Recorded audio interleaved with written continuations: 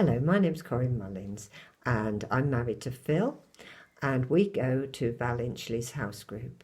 Last week we were reflecting on Psalm 40 and I shared a story with the group which illustrated the first 5 verses of the psalm. Val suggested I shared it with the church, so here goes. 12 years ago, Phil, Philippa and I were staying on the Isle of Wight, and one nice evening Philippa and I decided to go for a walk along the beach.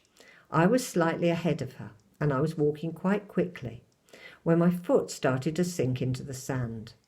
Now what I should have done was step back. But no, I speeded up. My next step went over my foot, and the step after that went up to my knee. And there I was, sinking and absolutely stuck, with no way to get out. While my daughter went for help, I remembered my girls' annual survival tips, which said, when caught in quicksand, to lie flat, to spread the weight and not to struggle. So I did. I lay myself down flat on the ground, and by then I was in up to my hips. I found that right in front of me, where I was lying, was a rock. It was only a little rock, but it did have some grass growing on it, which was very comforting, as not only was it something solid to hold on to and to stop myself sinking, but also the presence of the grass proved that it was above the tide line.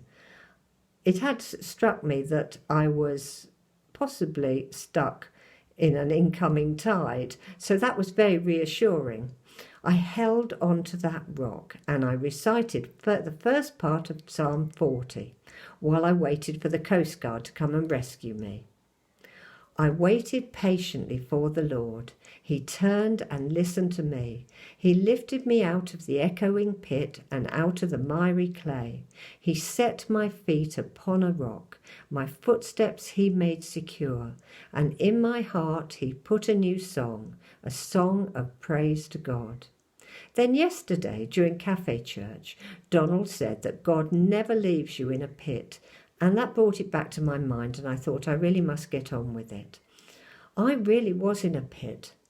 I was stuck fast, and I couldn't do anything to get myself out. I just had to hold on to the rock and wait for help.